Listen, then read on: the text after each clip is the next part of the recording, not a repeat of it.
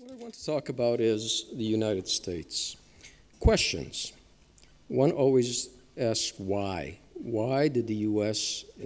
not intervene until very late, which is a major question.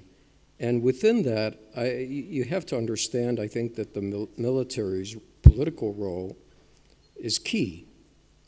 The United States, with the U.S. military, was the only country that could effectively intervene in a sustained military operation. Even NATO, without the United States, could not do that. And the question is why the U.S. military was reluctant to do it. To try to answer that question, just to understand, and also to learn some lessons, because one has to also ask eventually, so what? What can we learn more generally about the military's role with civilian policy, not only in the U.S., but in other countries, and also in dealing with genocide. And Srebrenica fits into a wider pattern that I think this role by the U.S. military helps explain. What I'm going to look at are really the military leadership. The Chief of Staff, Chairman of the Joint Chiefs of Staff, General Powell, is well known, Colin Powell, and also his subordinates with a policy role. Basically, the third or the last two rows. These are the people who do the planning, who have the contact with the civilian leadership, who do the preparations, and also at the lower level, the operational level, who actually carry out missions. And in this case, this would be the European Command, EUCOM, whose territory included the Balkans, Europe, North Africa at the time. So that is the military leadership that is crucial. The others, the Chief of Staff of the Army, the services, Air Force, Navy, are important, but their role is different. It's to raise, train, and prepare, maintain the military services. And they don't really have an operational or policy role as such. Now, I think what one has to understand is that the military, like other leaders, have a policy tool, that of paradigms. If you look at some political scientists like Robert Jervis, who has studied the impact of paradigms, I think that it's easier to understand how decisions are made. All decisions need to simplify the data that they have to understand. They need a framework, and they come up with very few generalizations, assumptions often, that helps them filter that information so that they can make decisions. They have to simplify in order to make decisions. And for the military in the U.S., there were a few simple paradigms that developed very, very early. One, that the Bosnian Serb army was too strong.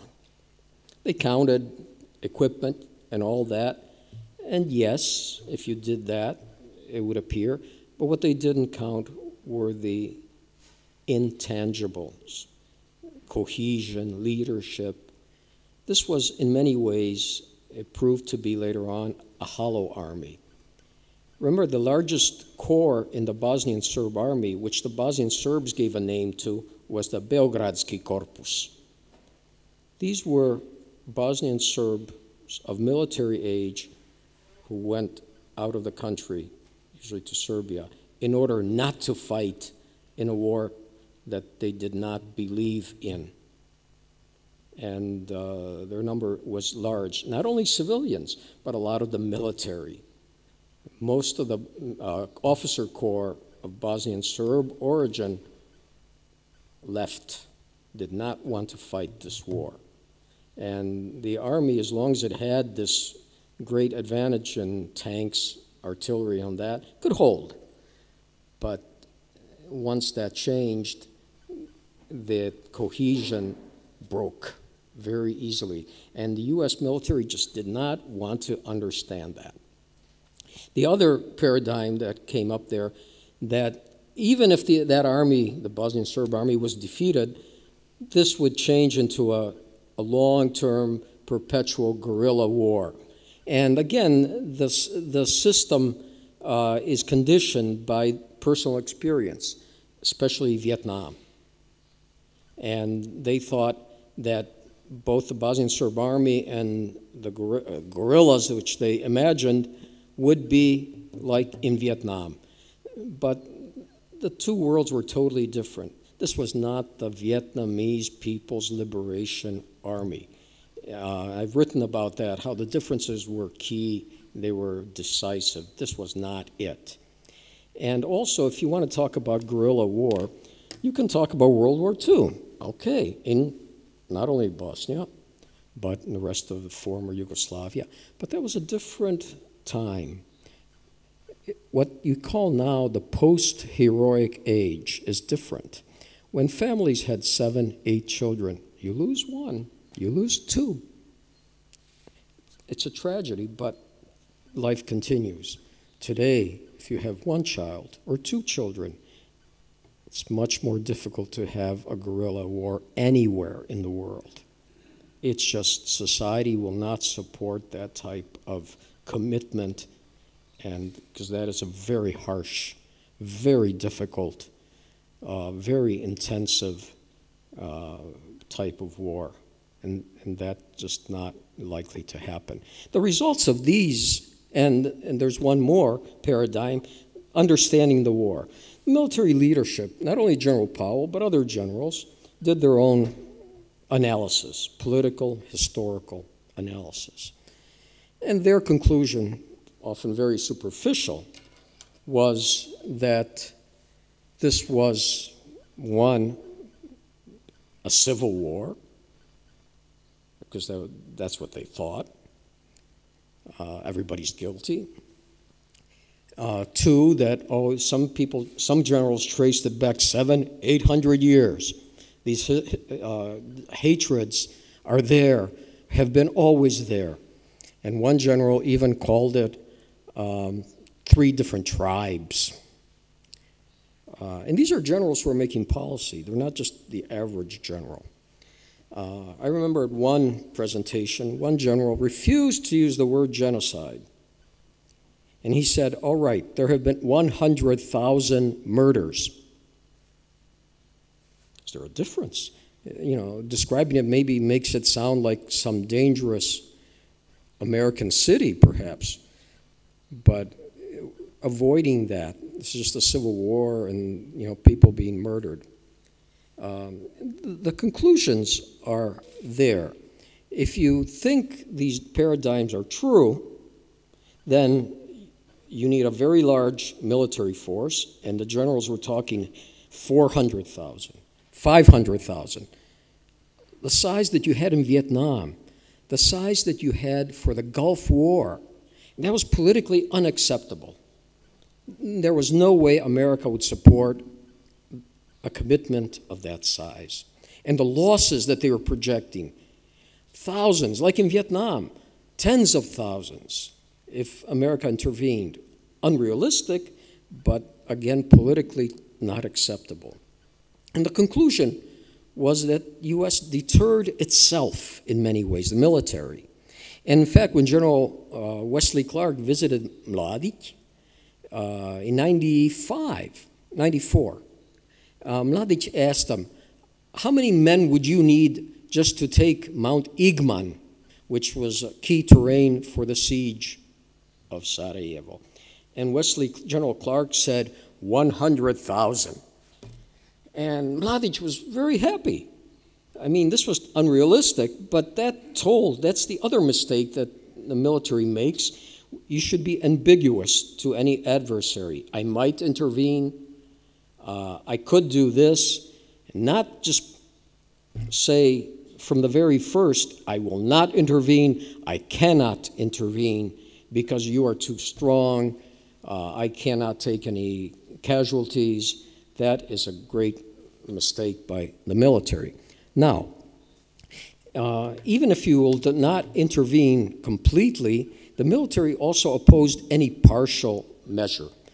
They recommended against not only a major ground invasion or campaign, but also no air operations, airstrikes. General Powell initially was against even dropping food by air. And even later on, when after Dayton, when there was going to be an implementation force, these paradigms continue in many ways. I remember working at that time at the Marine Corps University. Requests came down from headquarters, Marine Corps headquarters, to prepare a paper showing how tough the Serbs had been fighting in World War II in order to try to avoid sending an implementation force. And it's very hard to change that. And of course there were military commanders who disagreed. The Navy, General Borda, who was commander in Naples, disagreed violently.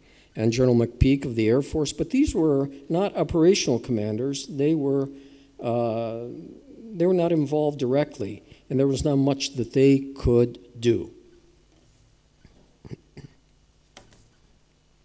Now, the impact of the military, is clear in the civilian world. They're very influential, advising the president directly. They are the experts, advising Congress also. And Congress has a role.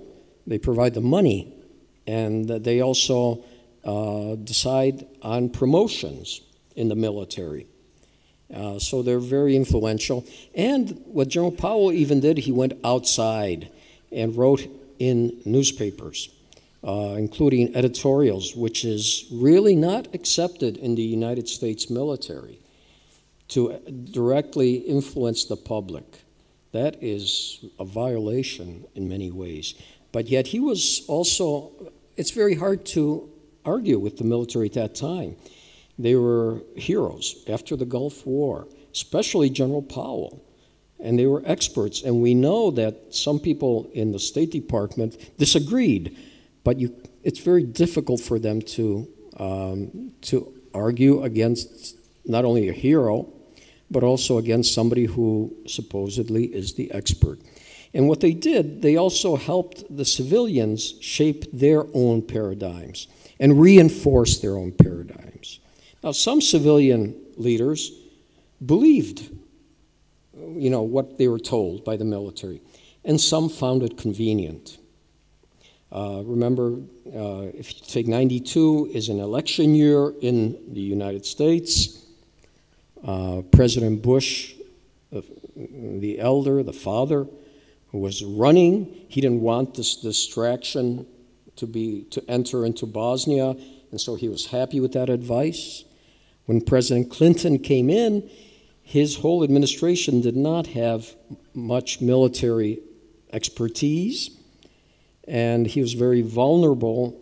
Initially, it took time to settle in, and so the military could, in many ways, prevail. Now, things eventually change very late. This could have all happened in 92. Nothing happens very much until late. Yes, more arms are supplied to Bosnia or allowed to come in. But in 1995, public opinion changes. Srebrenica is key. It's very difficult to ignore something like that in the media. The public writes, obviously, to their own representatives in Congress. They also question the president. The media questions the president. This is a turning point in many ways. And also domestic politics are involved. President Clinton is getting ready to run again in '96, and he has challengers. Senator Dole, who was mentioned in an earlier presentation, was a proponent of a more active U.S. role, was the principal challenger, but others as well. And so something had to be done. And also the military paradigms prove wrong. First, in Croatia, with Bljesak and Oluja, it shows, these forces are hollow. And then later in Bosnia, when two armies which are not well armed really yet, small, are able to, and that is the Bosnian army and the Croatian army, are able to defeat the Bosnian Serb army again and again. And they go up and they break out of the Bihać, and the Croatian army goes up, takes all those cities, Grahovo, Drvar, and even Banja Luka. They could have taken, the Croatian army could have taken Banja Luka if they had wanted to. For political reasons, they don't. But they could have. And the corridor, most of the Croatian army still facing the corridor. They could have cut that. And the Bosnian Serb army knew they couldn't do anything. Dayton comes as a gift. And they say that because they're on the brink of being defeated.